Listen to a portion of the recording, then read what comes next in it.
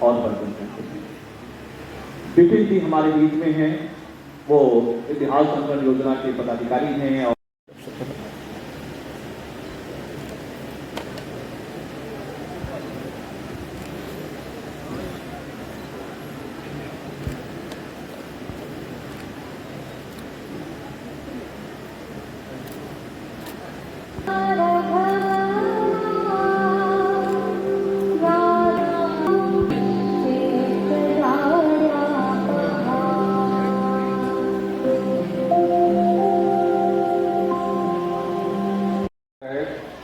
थोड़ा उसमें संशोधन है, क्योंकि गलतियों का अस्तित्व नहीं होता, सत्य का अभाव ही गलतियों को सामने लाता है।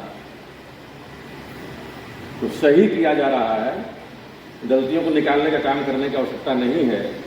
जो प्रकाश होगा तो अंधकार अपने आप मुक्त हो जाएगा या समाप्त हो जाएगा। जब धर्म होगा तो धर्म अपने आप समाप्त हो जाएगा। इसीलिए जो भी दान इतिहास में हो रहा है वह भारत का इतिहास भारतीय चैतन्य के प्रकाश में भारतीय दृष्टि से लिखे हुए भारतीय इतिहासकारों के द्वारा बनाए हुए, जिससे भारत को स्वाभिमान प्राप्त हो, ऐसे इतिहास को लाने का प्रयास किया जा रहा है। और जैसे ये लाया जाएगा वैसे जो कॉलोनियल माइंड का इतिहास है, जो अंग्रेजों के द्वारा मुसलमानों के द्वारा थोपा हुआ हमारे ऊपर इतिहास है, वो अपने आप समाप्त हो जाएगा। ये काम हो रहा है। इतिहास का दोहराना हमेशा दुर्भाग्यपूर्ण है। मैं फिर आपसे कहना चाहूंगा कि नकारात्मक रूप से मैं बात कर रहा हूं। इतिहास का दोहराना दुर्भाग्यपूर्ण होता है, ये निगेटिव है, क्योंकि जो विकास की धारा है वो हमेशा अनुगामी होती है, ऊर्ध्वगामी होती है। इससे जो भ्रष्टाचार, रिश्वतखोरी, लड़ाई, संघर्ष, कटुता और वैमनस्यता, इसके जितने जो बीज थे, ये ऐसा नहीं हुए कि समाप्त हुए। इससे भी हमने सीख नहीं ली। इससे सीख लेते लेते हमको 190 साल हो गए, 1947 आ गया, तब कहीं जाकर के उस दंश से हम मुक्त हो पाए। तो अगर हम 15 अगस्त को स्वाधीनता दिवस मनाते हैं तो एक विचार जरूर करना चाहिए कि हमें 23 जून को सावधान दिवस के रूप में मनाना चाहिए कि हम ऐसे नकारात्मक मूल्यों से सजग रहें, इससे एक सीख लें। प्लासी को लेकर के हमें अंग्रेजों से वैर नहीं पालना है। उन्होंने हमसे बदला इसलिए लिया, हमको पराधीन इसलिए बना लिया, गलती हमारे अंदर थी। एक सीख है इसके अंदर, इस सीख को लेकर के हमें आगे बढ़ना होगा। आप सबने हमारी बात को बहुत ध्यान से और मनोयोग से सुना, इसके लिए आप सबका बहुत बहुत धन्यवाद और आभार।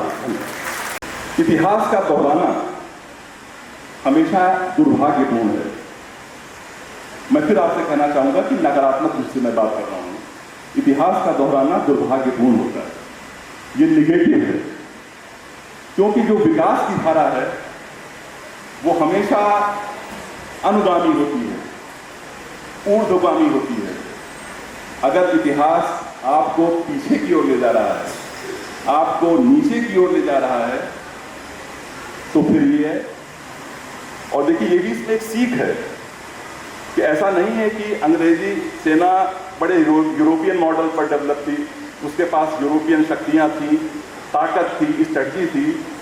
सिराजुद्दौला के साथ फ्रांसीसी सेना भी थी, लेकिन विदेशी ही आपकी मदद, बाहरी भी आपकी मदद तभी कर पाएगा, तभी करेगा जब आप खुद कोई दिशा निर्देश दीजिए, खुद आगे आइए।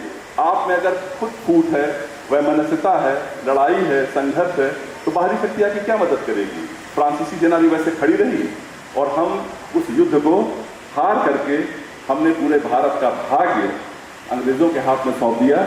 और इससे जो भ्रष्टाचार, रिश्वतखोरी, लड़ाई, संघर्ष, कटुता और वैमनस्यता, इसके जितने जो बीज थे, ये ऐसा नहीं हुए कि समाप्त हुए। इससे भी हमने सीख नहीं ली। इससे सीख लेते लेते हमको 190 साल हो गए, 1947 आ गया, तब कहीं जाकर के उस दंश से हम मुक्त हो पाए।